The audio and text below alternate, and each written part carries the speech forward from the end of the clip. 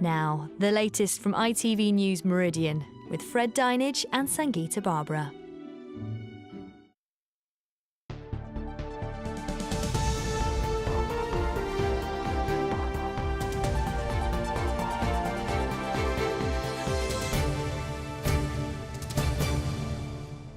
Good evening, welcome to ITV News Meridian. Tonight's headlines in the south. A region on strike, leaving patients for picket lines. The first all-out walkout by junior doctors. With our health service in deadlock, how are you affected? More disruption for rail commuters as guards walk out in a row over new roles. Working flat out with 1 month to go, will Dorset Spur Road reopen on time? We have an exclusive preview.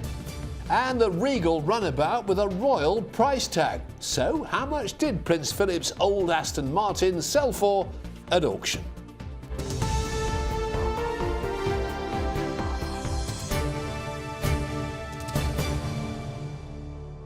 Good evening to you. It was the first all-out junior doctor strike in the history of the NHS and a bleak day for hospitals and their patients right across the south. Well, today hundreds of medics swapped their scrubs for picket lines as the row over controversial new contracts prompted their biggest walkout yet. Well, it's the first time A&E, maternity and intensive care have been hit by the dispute, and the impact is expected to deepen in a second walkout tomorrow.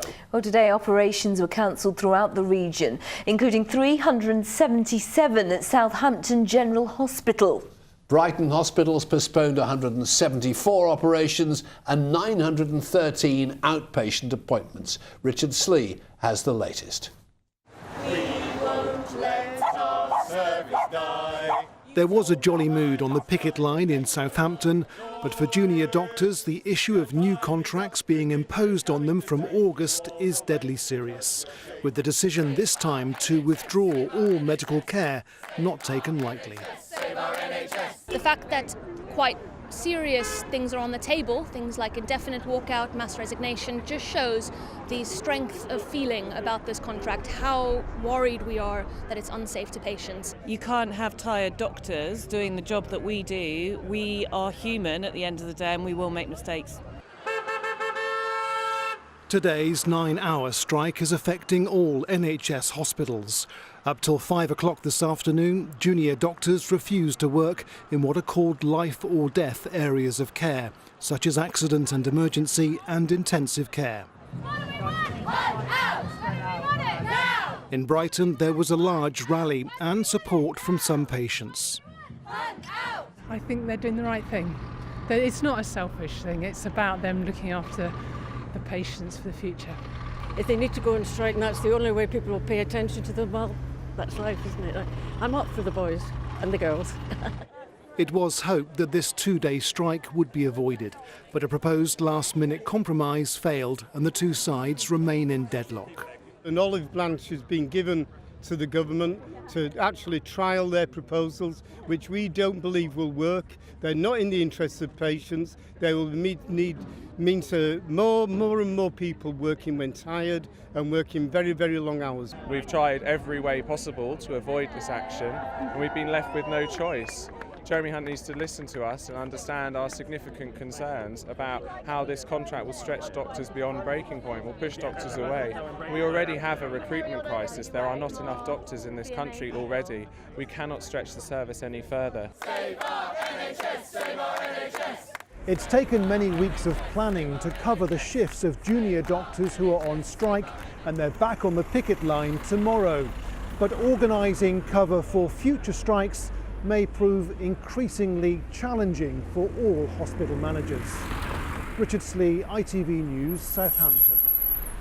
Well, as junior doctors stood firm on the picket lines, the government has also refused to budge, saying it must fulfil its commitment to provide a 7-day NHS. Well, let's cross to our political correspondent Phil Hornby at Westminster now. So, Phil, who makes the next move? Is it the Health Secretary or the BMA? Your guess is as good as mine, Sangeeta. The two sides are actually not miles apart. The sticking point is how much extra money junior doctors should get for working on sociable hours on a Saturday. Now, the government say it's turned into an old-fashioned pay dispute, just about pounds, shillings and pence. But the doctors say no, it's more than that, because if you have more doctors working at a weekend, you'll have fewer working during the week. That will compromise patient safety, they say.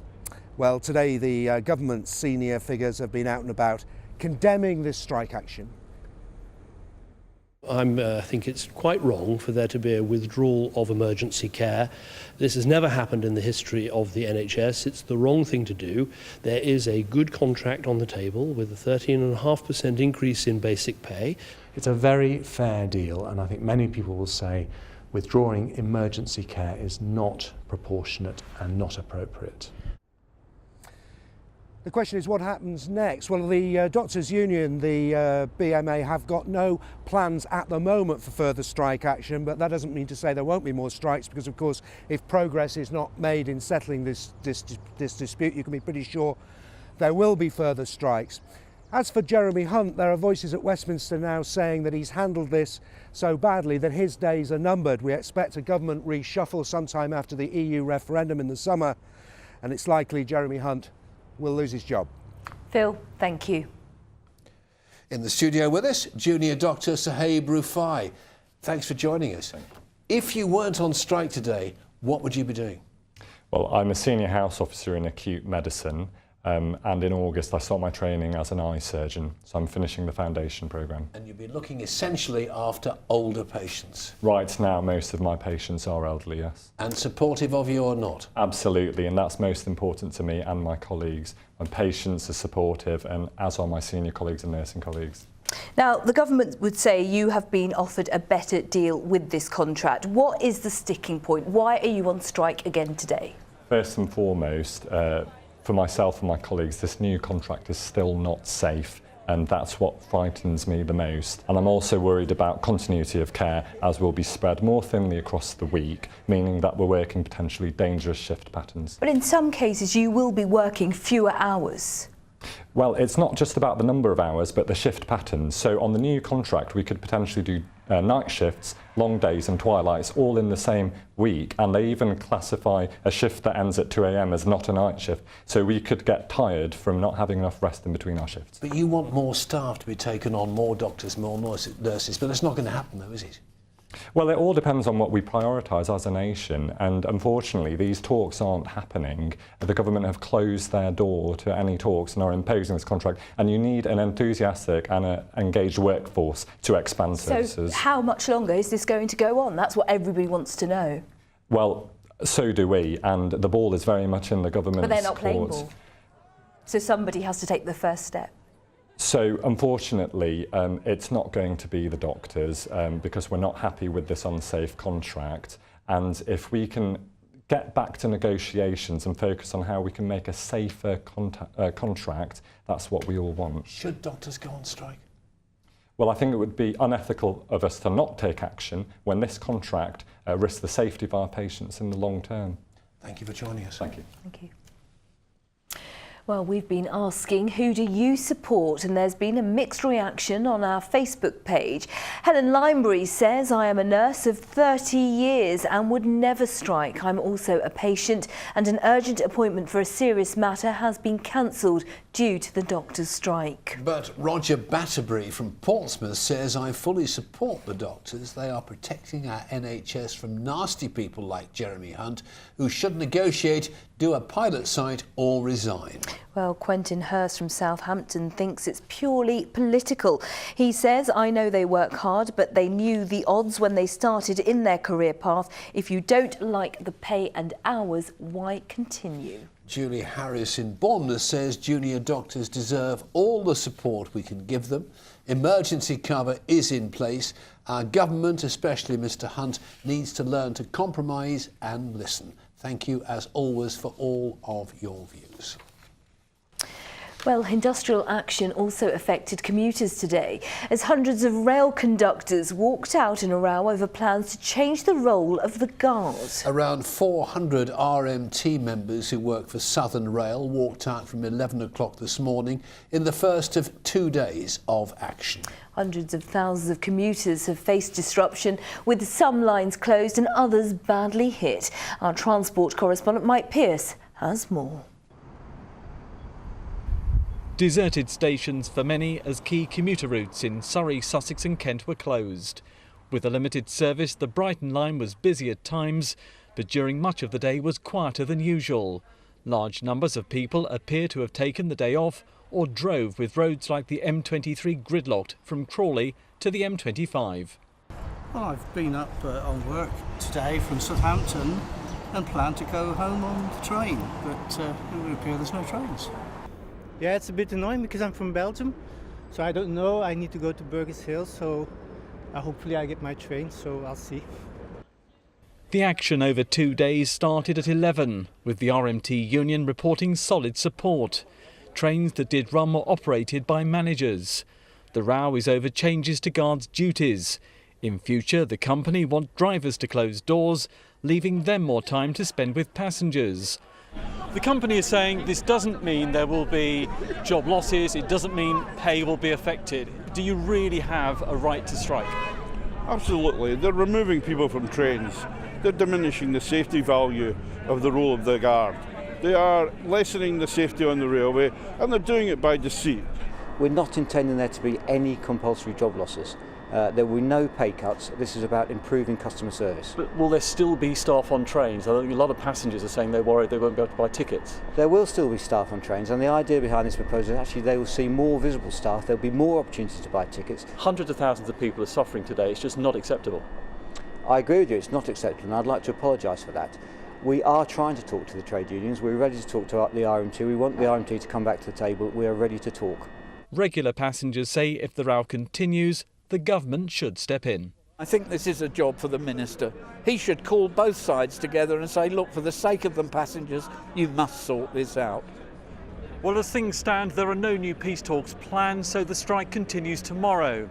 And there's another one planned for 4 days starting on the 10th of May. Mike Pearce, ITV News, Brighton Station. More of the day's news now, and a 14-year-old girl has been charged with attempted murder in Petersfield.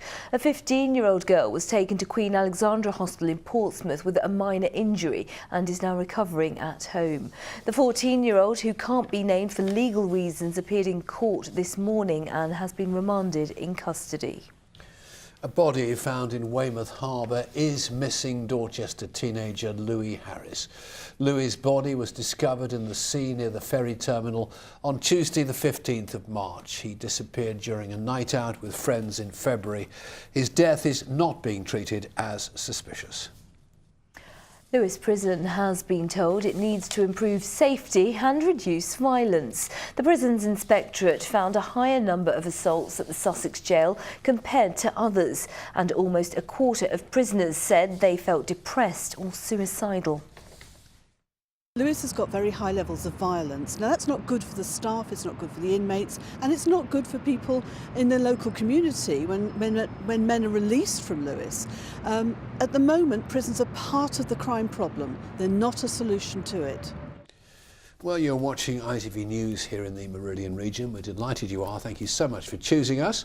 Coming up. They've been on a roll so far, but will the team behind Bournemouth's new Spur Road finish on time? Well, do keep across all the news in our region on air and online at itv.com/Meridian. You can give us a ring on this number, 0808 1010 095, or get in touch via Facebook or send us a tweet at ITV Meridian.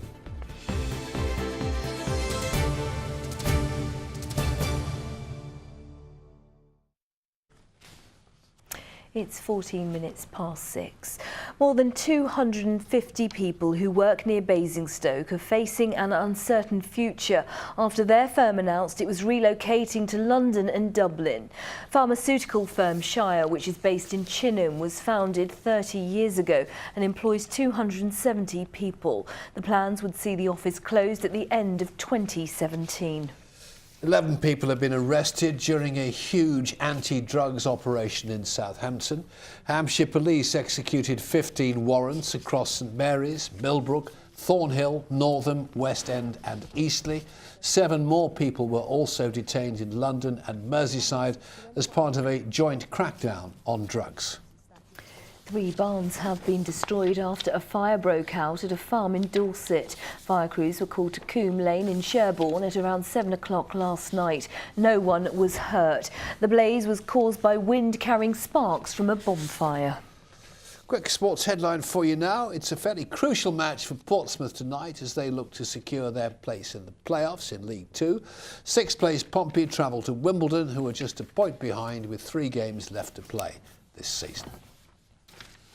And the ITV Evening News continues with the national and international news at 6:30. With more, here's Mary Nightingale. The Hillsborough victims were unlawfully killed.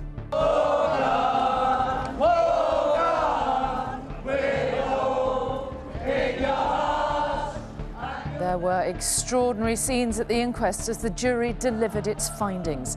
The families were told their loved ones were not to blame, but they were let down by the police and the ambulance service. And one other big story tonight. We'll have the very latest on the junior doctors' strike. Well, do join Mark Austin in Liverpool and me here in the studio at 6:30. Now, if you've headed to the south coast recently, you'll know all about the roadworks on the main route heading into Bournemouth. Yes, for the past 8 months there have been lengthy tailbacks on the A338 Spur Road while it's been completely rebuilt. But exactly 1 month today, the new road will fully reopen for the summer. Martin Dowse has been given an exclusive look at the new surface commuters are very keen to try out. It's a sight motorists from across the region will be delighted to see. The final stretch of the old Bournemouth Spur Road being gobbled up and spat out. But there is life after death for an old road these days, and a kind of redemption for the 8 months of queuing and misery it's caused. In a compound just a short drive away, there's a busy operation going on. This is the civil engineering equivalent of organ donation, except not just parts, but the entire body of the old road is being sorted, surgically minced and ferried back out to help create the new one. We're getting 100% recycled out of the existing carriageway, which is certainly a good plus for this job. I think without doing this, you'll find that our productivity will be less. We're able to, lorries arrive, they tip off material here, they come around the other side of the compound, they're taking material straight back to site. So we save lorry movements, we're saving a lot of money, we're saving a lot of time. And we're able to produce the road a lot more quickly and a lot more economically. If they hadn't used what's a groundbreaking approach to recycling for a project of this size, the materials would have had to be brought in from outside quarries, adding thousands of lorries to the queues which have become all too familiar in these parts. They hope the road's green credentials will go some way to dampen the smouldering fuses of frustrated motorists. This is the largest project that's been attempted in the UK that deals with the large quantities that we're dealing with today, and it should be a model for the future. And everybody gets frustrated in traffic jams, and I entirely sympathise with them. However, we needed to do this work. I'm pleased that it's on budget. I'm pleased that we've made an ecological front piece of it, and it is definitely going to finish next month. It's on schedule, and it's on target, and it's on budget. And that target date is May the 26th, just ahead of the bank holiday, when motorists here should find themselves travelling on a quieter, tougher and more environmentally friendly surface in something higher than second gear. Martin Dowse, ITV News on the Bournemouth Spur Road. Now, it's not often you see the Queen and Prince Philip driving themselves around these days, unless they've got President Obama in the car, of course. But back in the 1950s, the Duke of Edinburgh could often be spotted around Windsor in his beloved sports car. Yes, the Aston Martin Lagonda was made to order in 1954, and now 62 years later it's been auctioned off with a royal price tag, as Stuart Leith will tell us.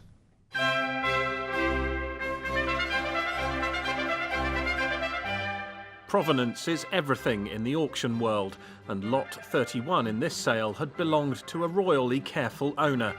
This 1954 Aston Martin Lagonda 3-litre drop-head coupe was built to order for Prince Philip, giving it a motoring history that is scarcely rivalled.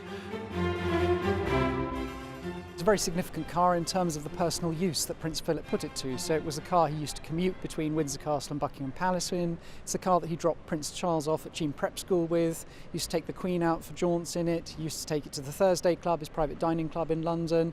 Take it to polo matches at Cowdray Park. Also accompanied on all sorts of official state visits. The unnamed seller had owned the car since the 1970s. Martin Tomlinson wasn't there to bid. He's an automobile artist and had come to sketch it.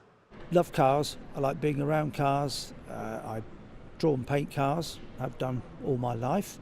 This particular car is obviously got a good pedigree and presumably at least one careful owner.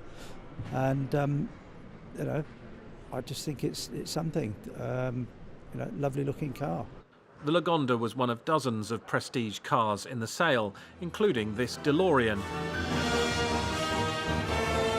Sadly, with no flux capacitor, but it went back to its future owner for £26,000 are you sure? It's one of only 20 made and built. This one was built to a unique specification of His Royal Highness the Duke of Edinburgh. When the time came to sell the Lagonda in the auction room, it didn't reach the expected sale price. Unrepeatable, irreplaceable piece of British history. Are you sure? And finished, provisionally sold at £300,000. But it was later confirmed that a sale had been agreed for more than £350,000. A princely sum for a regal runabout. Stuart Leiths, ITV News. Wow. Well, from one royal to another now. Despite the wintry weather, there are finally signs of spring. It is the season of the humble Jersey Royal potato. Well, 40,000 tonnes of the protected new potatoes are hand-picked every year, with the farmers packing up 80 bags a minute, 24 hours a day. And Wesley Smith has been to see the Jersey Royals' journey from field to fork. It's hard graft, but picking potatoes by hand is just one of the ways to ensure the Jersey Royal maintains its premium quality status. The big UK supermarkets demand top grade at the lowest price possible, so each and every one of these is worth money, and they want as few as possible to go to waste. Antonio de Freitas is now in his 34th season here. How many potatoes do you reckon you've picked and seen? I don't know, a million, I don't know. I don't remember, there's not it's too many. Very thin skin, very good quality. Just royal potatoes. And taste, beautiful taste. Yes. The world-renowned Jersey Royal goes back to 1836 and the experiments of Andrew Knight. The seedlings he produced, when crossed with the York Red and York Kidney, resulted in the Royal. But a surprising amount of harvesting still relies on men and women getting out into the fields.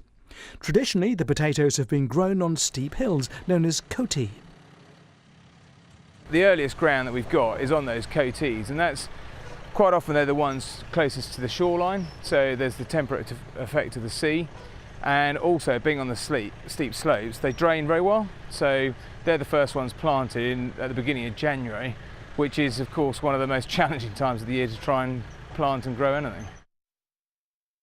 On the hillside, it's still a case of jumping onto the plough to keep it steady whilst being winched uphill.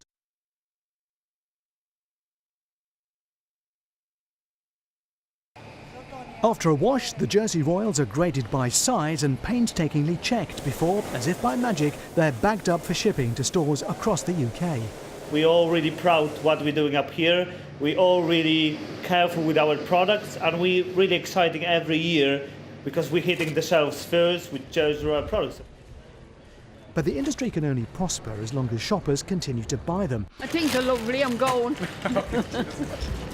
Absolutely gorgeous. I always use pressure cooker to cook mine, which keeps all the flavour, of course, and everything else in. And particularly with lots and lots of butter. And once they're eaten, they'll hopefully want some more. So Jersey Royal growers across the island are ready to be of service. Wesley Smith, ITV News. So, will we be roasting or barbecuing our Jersey Royals this weekend? Snowing in parts today. The answer is roasting. Let's find out from a real expert. Minali Luca with your forecast.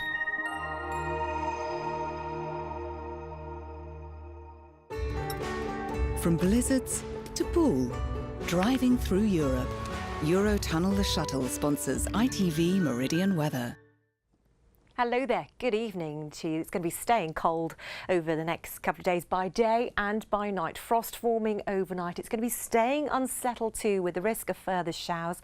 The showers will be heavy at times, some hail and thunder mixed in there too. Now this is a setup we've got at the moment. Low pressure to the east, high pressure to the west, and that's pulling in some cold air from the Arctic, and the low pressure to the east also pulling in some showers from the North Sea. Now this evening the showers from today will tend to clear through. Overnight tonight it will be dry for most, clear skies, allowing temperatures to drop away close to or below freezing. So widespread frost expected and a cold, frosty start to the day tomorrow morning. But it will be a fine start, plenty of sunshine to enjoy, but make the most of it. And if you're heading out and about, keep your umbrella to hand, because showers will develop through the course of the day. And like today, the showers will be heavy at times, some hail, some thunder mixed in there too. The air is certainly cold enough to see some sleet in some of the showers too. Over the next couple of days, staying cold, but temperatures slowly starting to recover as we head to the weekend. Bye-bye for now. Eurotunnel the Shuttle sponsors ITV Meridian weather.